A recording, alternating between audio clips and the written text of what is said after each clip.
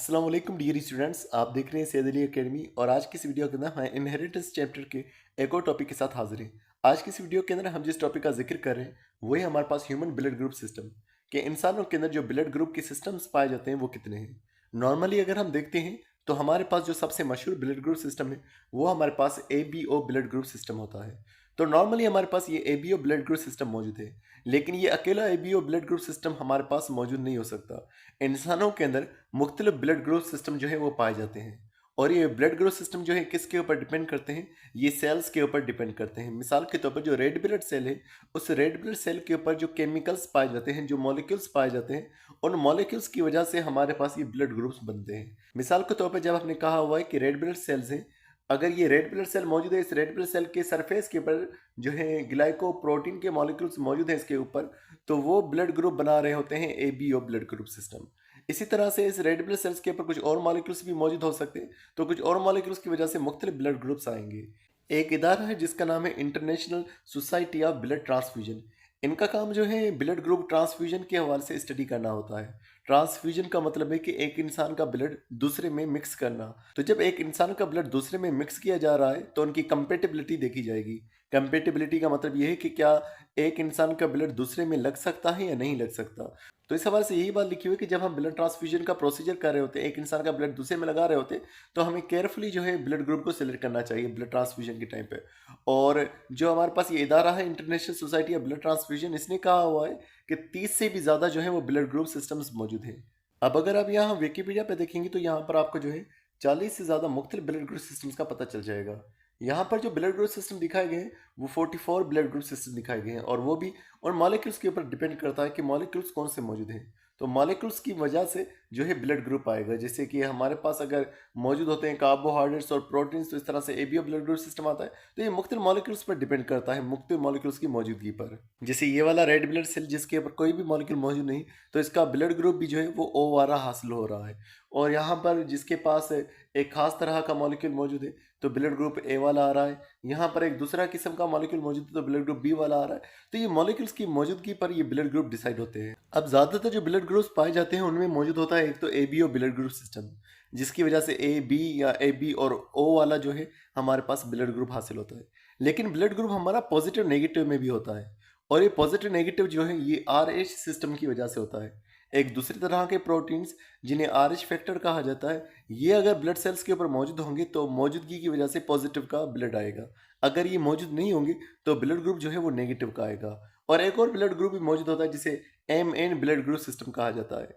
अब आपकी बुक में जो डिस्कस किए जा रहे हैं वो ये ABO ब्लड ग्रुप सिस्टम और RH सिस्टम, इन्हीं को डिस्कस किया जा रहा है।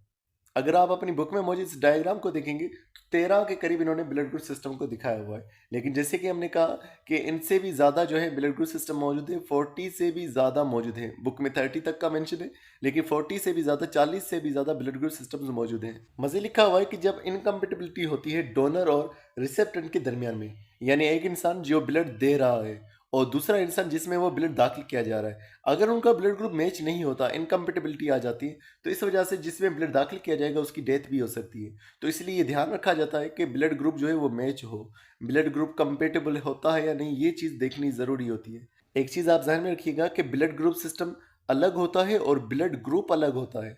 हमारा जो ब्लड ग्रुप सिस्टम है वो ABO ब्लड ग्रुप सिस्टम है, और हमारे ब्लड ग्रुप सिस्टम के अंदर जो सबसे रेयर होता है वो O नेगेटिव होता है। और बाकी इन ब्लड ग्रुप सिस्टम के जो रेयर सिस्टम मौजूद है वो MN ब्लड ग्रुप सिस्टम जो है वो रेयर मौजूद है, यानी बहुत कम ये पाया जाता है। अब यहाँ पर दूसरा टॉपिक मौजूद है multiple alleles of ABO blood group system. इसके हवाले से हम पहले ही डिस्कस कर चुके हैं कि 3 तरह के एलील्स होते हैं, जो कि कैपिटल IA के साथ, कैपिटल IB के साथ और स्मॉल I। इन तीनों की वजह से जो है ब्लड ग्रुप सिस्टम हमारे पास आता है। और I का हमने मतलब भी देखा हुआ था, आइसोएग्लूटिनोजिन, ये जो है I को जाहिर करने के लिए यूज़ किया जा रहा है। और उसके अलावा आइसोएग्लूटिनोजिन को हम दूसरा एंटीजिन भी कह रहे होते हैं। और एंटीजिन वो मॉलिक्यूल्स होते हैं जो कि किसी दूसरे के अंदर जा करके उसके इम्यून सिस्टम को एक्टिव करते हैं। तो अगर किसी के अंदर ये वाला जीन मौजूद है तो उसका ब्लड ग्रुप जो है वो A वाला आएगा, और किसी के अंदर ये वाला जीन मौजूद है तो उसका ब्लड ग्रुप जो है वो B वाला आएगा।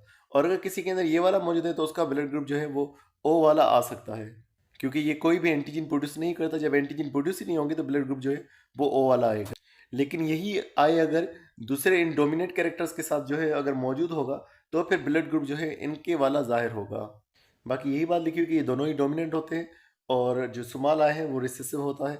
ये जो जीन्स होते हैं, ये जो अलील होते हैं, इनका जो एक्सप्रेशन होता है, यानी ये जो काम करना शुरू कर देते हैं, एंटीजीन को बनाना शुरू कर देते हैं, ये एम्ब्रियोनिक स्टेज से ही शुरू कर देते हैं। यानी कि अगर बच्चे का ब्लड ग्रुप हमें मालूम करना है तो ये एम्ब्रियोनिक स्टेज पर ही हमें ब्लड ग्रुप का पता चल जाएगा, और ये डेथ तक जो है ये चलता रहता है। और लिखा हुआ है कि एक इंसान का ब्लड ग्रुप इसी वजह से पूरी ज़िंदगी में कभी नहीं बदलता, शुरू से ये चलता आ रहा है और हमेशा कंटिन्यूसली ये ब्लड ग्रुप जो है सेम ही इंसान का रहेगा। अब यहाँ पर लिखा हुआ है जिस इंसान का ब्लड ग्रुप जो है वो ए वाला मौजूद है, वो एंटीबॉडीज प्रोड्यूस करेगा, लेकिन वो बी के लिए एंटीबॉडीज को प्रोड्यूस करेगा। यानी कि एक इंसान जिसका ब्लड ग्रुप ए है वो ए के लिए कभी भी एंटीबॉडीज प्रोड्यूस नहीं करेगा। एंटीबॉडीज वो केमिकल्स होते हैं, वो प्रोटीन्स होते हैं जो दूसरे के फॉरेन बॉडी के खिलाफ प्रोड्यूस किए जाते हैं। मिसाल के तौर पर हमारे अंदर अगर जरासीम दाखिल होगा, वो एक फॉरेन बॉडी है, फॉरेन पार्टिकल है। अब हमारी बॉडी उसको खत्म करने के लिए एंटीबॉडीज प्रोड्यूस करेगी। इसी तरह से जिसका ब्लड ग्रुप हमारे पास बी वाला पहुंच रहा है और हमारा ब्लड ग्रुप ए वाला है, हमारी बॉडी उस बी को नहीं जानती, तो वो बी के अगेंस्ट अपने ब्लड के अंदर जो है एंटीबॉडीज बनाना शुरू करेगी। जिसका ब्लड ग्रुप बी वाला होगा वो इसी तरह से ए के अगेंस्ट में एंटीबॉडीज प्रोड्यूस करेगा। जिसका ब्लड ग्रुप ए बी वाला मौजूद होगा वो ना ए के खिलाफ एंटीबॉडीज बनाएगा ना बी के खिलाफ एंटीबॉडीज बनाएगा। लेकिन जिसका ब्लड ग्रुप जो है वो ओ वाला होगा, वो ए के लिए भी एंटीबॉडीज बनाएगा और दूसरा वो बी के लिए भी एंटीबॉडीज बनाएगा। क्योंकि ओ जो है ना ए को जानता है ना बी को जानता है, तो वो दोनों के खिलाफ जो है एंटीबॉडीज बनाना शुरू करेगा। तो जिस ब्लड के अंदर ये एंटीबॉडीज मौजूद होंगी उस ब्लड को एंटी सीरम कहा जाएगा। हमें मालूम है कि ब्लड के दो हिस्से होते हैं, एक ब्लड सेल्स वाला, दूसरा प्लाज्मा वाला। अब एंटीबॉडीज ब्लड प्लाज्मा में मौजूद होंगी, उस ब्लड प्लाज्मा को जो है एंटी सीरम कहा जाएगा। अब यहाँ पर मज़ीद लिखा हुआ है कि जो ब्लड प्लाज्मा होता है उसके अंदर पैदाइश के पहले महीने के बाद ही जो है एंटी सीरम बन सकता है। यानी कि ब्लड प्लाज्मा के अंदर एंटीबॉडीज जो है पैदाइश के 1 महीने के बाद ही डेवलप होना शुरू हो सकती हैं। अब हमें जैसे कि मालूम है कि जिस इंसान का ब्लड ग्रुप जो है वो ए होगा, वो बी से ब्लड नहीं ले सकता। ए वाला बी से क्यों ब्लड नहीं ले सकता? क्योंकि ए वाले इंसान के पास जो है बी के अगेंस्ट में एंटीबॉडीज मौजूद हैं। यानी कि जब भी बी का ब्लड हमारे अंदर दाखिल होगा तो एंटीबॉडीज निकल करके बी के सेल्स के साथ में चिपक जाएंगी। जब बी के सेल्स के साथ में एंटीबॉडीज निकल के चिपक जाएंगी तो बी के जो सेल्स होंगे वो एग्लूटिनेट हो जाएंगे, यानी कि वो आपस में जुड़ जाएंगे। अगर ये एक आरबीसी है, ये दूसरा आरबीसी है, एंटीबॉडीज निकल करके इन दोनों सेल्स को आपस में जोड़ देगी। तो इस तरह से एक बड़ा सेल्स का जो है वो मास बन जाएगी, सारे सेल्स चिपके हुए हमें नजर आएंगे। इसी तरह से जिस इंसान का ब्लड ग्रुप जो है वो बी वाला मौजूद है, तो जब वो ए वाले से ब्लड हासिल करेगा तो भी यही सेम बात होगी कि उनका ब्लड जो है ए वालों का वो एग्लूटिनेट हो जाएगा, यानी कि वो आपस में चिपक जाएगा।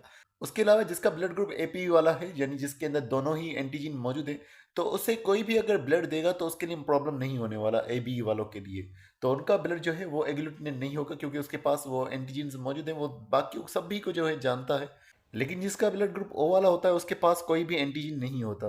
तो इस नतीजे के अंदर अगर उसके अंदर कोई ब्लड दाखिल किया जाएगा, ए का दाखिल हो, बी का या ए बी का ब्लड दाखिल होगा, तो ब्लड जो है दाखिल होने के बाद एग्लूटिनेट होना शुरू हो जाएगा। यही बात लिखी हुई कि ब्लड ट्रांसफ्यूजन का प्रोसीजर तभी सेफ होगा जब ब्लड एग्लूटिनेट ना हो। यानी कि अगर हम ब्लड दाखिल करें और वो ब्लड चिपक जाए तो फिर ये नुकसान हो सकता है। नुकसान क्या होगा कि हमारी ब्लड वेसल्स जो होती है वो छोटी होती है, और ये ह्यूज मास जो होगा सेल्स का, ये सेल्स का बड़ा मास जो है उन कैपिलरीज से, उन ब्लड वेसल से गुजर नहीं सकता। ये क्लम्प सेल्स जो हैं, ये जुड़े हुए सेल्स जो हैं, वो फंस जाएंगे और ब्लड से गुजर नहीं सकेंगे। यही बात लिखी हुई कि ट्रांसफ्यूजन से पहले ही जो है ब्लड ग्रुप चेक किए जाते हैं। ब्लड सैंपल लिए जाते हैं डोनर से और रिसिप्टेंट से, उन्हें आपस में चेक किया जाता है, क्रॉस मैच किया जाता है, कंपेटेबिलिटी देखी जाती है कि ये ब्लड लग सकता है या नहीं लग सकता, तो उसके बाद ही ट्रांसफ्यूजन हो सकता है। एक और बात भी यहाँ पर लिखी हुई कि अगर एक इंसान का ब्लड दाखिल किया जाए है जिसका ब्लड दूसरे से मैच नहीं कर रहा, तो उस नतीजे में हेमोलाइटिक रिएक्शंस भी हो सकते हैं। हेमोलाइटिक रिएक्शंस ये होंगे कि एक इंसान जो है, जैसे कि जिसका ब्लड ग्रुप ए है उसके अंदर बी का अगर हमने ब्लड दाखिल किया हुआ है, तो ए के अंदर जो बी के खिलाफ एंटीबॉडीज मौजूद हैं वो बी सेल्स को खत्म कर देंगी। तो डोनर के जो सेल्स हैं वो मर जाएंगे, उनका लाइसिस हो जाएगा। इस कंडीशन को हम हेमोलाइटिक कंडीशन कह रहे हैं या हेमोलाइसिस, इस प्रोसेस को हम कह रहे हैं। फिर ब्लड ग्रुप्स के हवाले से मज़ीद लिखा हुआ है कि जिस इंसान का ब्लड ग्रुप ए है या ए बी ब्लड ग्रुप मौजूद है, वो ए से ब्लड हासिल कर सकता है। ए वाला भी जो है वो ए से ब्लड हासिल कर सकता है, और जिसका ब्लड ग्रुप ए बी है वो भी जो है ए से हासिल कर सकता है, और जिसका ब्लड ग्रुप ए है और ए बी है वो ओ से भी ब्लड हासिल कर सकता है। मज़ीद लिखा हुआ है कि जिस इंसान का ब्लड ग्रुप जो है बी है या जिस इंसान का ब्लड ग्रुप ए बी है वो बी से भी ब्लड हासिल कर सकता है, और दूसरी बात वो जो है ओ से भी ब्लड हासिल कर सकता है। यही बात यहाँ पर लिखी हुई है कि जिस इंसान का ब्लड ग्रुप बी है उसके पास बी के लिए एंटीबॉडीज मौजूद नहीं होती, तो इसलिए कोई प्रॉब्लम नहीं होने वाला। मज़ीद लिखा हुआ है कि जिस इंसान का ब्लड ग्रुप ए बी है वो सिर्फ ए बी को ही ब्लड दे सकता है। अब अगर किसी का इंसान का ब्लड ग्रुप ए बी है, वो अगर मिसाल बी को ब्लड देना चाहे तो बी तो आपस में ये मैच हो जाएगा, लेकिन इसके पास जो ए मौजूद है ये ए इसके साथ मैच नहीं होगा, तो ए जो है वो एंटीबॉडीज बनाना शुरू कर देगा इस बी के खिलाफ।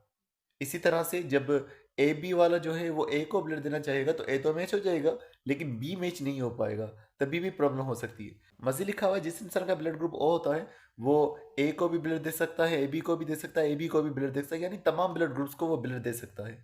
वजह यही है कि ओ के सरफेस के ऊपर कोई एंटीजीन्स मौजूद नहीं होते। अगर एंटीजीन्स मौजूद नहीं तो दूसरे का इम्यून सिस्टम एक्टिव ही नहीं होगा, एंटीबॉडीज ही नहीं बनाएगा। लेकिन अगर ओ के अंदर हम ए का ब्लड दाखिल करेंगे तो इसकी ये मामला होगा कि ए के पास एंटीजन मौजूद होते हैं, ए की सरफेस के ऊपर ये एंटीजन मौजूद हैं। अब इसका इम्यून सिस्टम ये सोचेगा कि कौन सी चीज़ आ चुकी है, ये एंटीबॉडीज बनाना शुरू कर देगा, तो ये ए के खिलाफ भी एंटीबॉडीज बना सकता है, ये बी के खिलाफ भी एंटीबॉडीज बना सकता है। तो इस सूरत के अंदर ओ को सिर्फ ओ का ही ब्लड लगेगा जिसके अंदर कोई एंटीबॉडीज मौजूद नहीं होगी। एक ऐसा ब्लड ग्रुप जिसके कोई एंटीबॉडीज मौजूद, वो ओ के अंदर दाखिल होगा, ओ को पता नहीं चलेगा, इस तरह से कोई रिएक्शन नहीं होगा। अब मजीद हमारे पास टॉपिक मौजूद है वो ओ नेगेटिव के हवाले से कि ओ नेगेटिव को जो है यूनिवर्सल डोनर कहा जाता है। हमने पहले ही डिस्कस किया हुआ था कि ओ जो है उसके पास कोई एंटीजन मौजूद नहीं होता, लेकिन एंटीबॉडीज उसके पास सारों के लिए मौजूद होती है। और जो ओ नेगेटिव होता है उसके पास भी इसी तरह से कोई एंटीजन मौजूद नहीं होता, ना उसके पास ए के एंटीजन मौजूद होते हैं, ना बी के एंटीजन मौजूद होते हैं, और ना ही आर एच फैक्टर मौजूद होता है। ये आर एच फैक्टर की वजह से पॉजिटिव नेगेटिव साइन आता है, क्योंकि इसके पास आर एच फैक्टर नहीं है तभी इसकी जो साइन है वो नेगेटिव के तौर पर हमारे पास मौजूद है। अब ये जो है ए के खिलाफ भी एंटीबॉडीज बनाएगा, बी के खिलाफ भी एंटीबॉडीज बनाएगा, तो इसके एंटीबॉडीज जो है बाकी के ब्लड ग्रुप से मिक्स हो जाएंगे, क्योंकि उनके पास भी वही सेम एंटीबॉडीज जो है वो मौजूद हो सकती है। और एग्लूटिनेशन भी नहीं हो पाएगी क्योंकि एंटीजन इसके पास मौजूद नहीं है जो कि दूसरे के इम्यून सिस्टम को एक्टिवेट करेगा, एंटीबॉडीज फिर इसके खिलाफ रिलीज हो, ऐसा कुछ नहीं होने वाला। तो इस तरह से ओ नेगेटिव जो है उसे यूनिवर्सल डोनर कहा जाता है, जबकि ए बी पॉजिटिव जो होता है उसे यूनिवर्सल रिसीवर या यूनिवर्सल एक्सेप्टर कहा जाता है, क्योंकि ये तमाम ब्लड ग्रुप से जो है ये ब्लड हासिल कर सकता है। तो इसे यूनिवर्सल एक्सेप्टर जिसका blood group A B positive है और जिसका ब्लड ग्रुप ओ नेगेटिव है वो यूनिवर्सल डोनर। जैसे कि हमने डिस्कस किया ये जो एंटीजन होते हैं ए के और बी के ये रेड ब्लड सेल्स के ऊपर मौजूद होते हैं, लेकिन कुछ इंसानों के अंदर ये उनके सिलाइवा में भी मौजूद होते हैं या बॉडी के मुख्तलिफ हिस्सों में लिम्फ के अंदर भी ये मौजूद हो सकते हैं। तो जिनके सिलाइवा में या बॉडी के मुख्तलिफ हिस्सों में ये ए और बी के एंटीजन मौजूद हैं उन्हें सीक्रेटर्स कहा जाता है। और वजह ये होती है कि उनका जो क्रोमोसोम होता है 19वें नंबर वाला क्रोमोसोम, उस पर एक जीन होता है जिसे सीक्रेटर जीन कहा जाता है। तो इस सीक्रेटर जीन की वजह से जो है ए और बी के एंटीजन जो है वो बनना शुरू हो जाते हैं और वो सिलाइवा में मौजूद हो सकते हैं। तो अब जो है हम आरएच ब्लड सिस्टम की आवाज़ से डिस्कस कर रहे हैं। यहाँ पर ये बात बयान की जा रही है कि जब हम किसी को अपना ब्लड ग्रुप बता रहे होते तो हम दो मुख्तलिफ ब्लड सिस्टम को मिक्स करते हैं। हम लोग जब उसको ब्लड ग्रुप बताते हैं, मिसाल हमने कहा कि हमारा ब्लड ग्रुप जो है वो ए पॉजिटिव है, तो ए जो है ये हम A B O blood group system का जिक्र कर रहे हैं, और ये पॉजिटिव जो है ये आरएच ब्लड सिस्टम को हम लोग डिस्कस कर रहे हैं। इन दोनों को कंट्रोल करने के लिए मुख्तलिफ जीन्स होते हैं जो अलग अलग क्रोमोसोम पर मौजूद होते हैं, लेकिन उनका जो एक्सप्रेशन होता है वो एक ही साथ जो है जाहिर हो रहा होता है रेड ब्लड सेल की सरफेस के ऊपर, यानी कि एक ही साथ ये एंटीजेंस बनते हैं, इसी वजह से ये दोनों साथ में हमें जाहिर होते हैं। और इस आरएच ब्लड सिस्टम को हम इस तरह से जाहिर करते हैं पॉजिटिव और नेगेटिव साइन से। आरएच फैक्टर जो है ये प्रोटीन जो है ये जाहिर होगा इस पॉजिटिव और नेगेटिव साइन से, यानी कि ये बताएगा कि ये मौजूद है या नहीं मौजूद। पॉजिटिव साइंस उसकी मौजूदगी को जाहिर करती है और नेगेटिव साइंस उसकी एब्सेंस को जाहिर करती है। तो दरअसल जो लैंडस्टेनियर थे उन्होंने 1900 की शुरुआत के अंदर एबीओ ब्लड ग्रुप सिस्टम को डिस्कवर कर लिया था, और 1930 के बाद जो है उन्होंने एक मंकी में से ये एंटीजन हासिल किया, और उस मंकी का नाम क्योंकि रेसिस मंकी है तो इसलिए इसको आरएच फैक्टर कहा गया, आरएच एंटीजन कहा गया, क्योंकि ये मंकी में से डिस्कवर हुआ था। और बाद में पता चला कि जो ब्लड ग्रुप मंकी में होते हैं वही हमारे पास भी होते हैं, तो अगर उनके पास एबीओ ब्लड ग्रुप सिस्टम मौजूद है और आरएच फैक्टर मौजूद है तो ये हमारे पास भी मौजूद है। जैसे कि हमने डिस्कस किया था कि एबीओ ब्लड सिस्टम को कंट्रोल करने के लिए आई जीन होता है, इसी तरह से जो डी कैपिटल जीन होता है ये आरएच एंटीजन की प्रोडक्शन का सबब बनता है। तो इंसानों के अंदर दरअसल ये दो जीन मौजूद होंगे, डी कैपिटल और डी स्मॉल। अगर डी कैपिटल और डी कैपिटल होगा तब भी जो है आरएच फैक्टर जो है प्रोड्यूस होगा, आरएच एंटीजन प्रोड्यूस होगा। अगर डी कैपिटल और डी स्मॉल होगा तब भी जो है ये आरएच प्रोटीन जो है प्रोड्यूस होगा। अगर डी स्मॉल और डी स्मॉल होगा तब आरएच फैक्टर प्रोड्यूस नहीं होगा। इस सूरत के अंदर जो ब्लड ग्रुप होगा वो नेगेटिव वाला होगा। यही बात हमने डिस्कस की कि जिस इंसान के पास ये वाला जीनोटाइप मौजूद है, D capital D capital D capital D small, तो उनके रेड ब्लड सेल्स के सरफेस के ऊपर आर एच एंटीजन प्रोड्यूस होगा। लेकिन जिनका डी स्मॉल वाला जीनोटाइप मौजूद है, तो उनके सरफेस के ऊपर ये आर एच एंटीजन प्रोड्यूस नहीं होगा और उनका ब्लड ग्रुप जो है वो नेगेटिव वाला होगा। जिसका ये जीनोटाइप होगा उनका ब्लड ग्रुप पॉजिटिव वाला होगा, क्योंकि पॉजिटिव प्रेजेंस को जाहिर कर रहा है आर एच एंटीजन के प्रेजेंस को।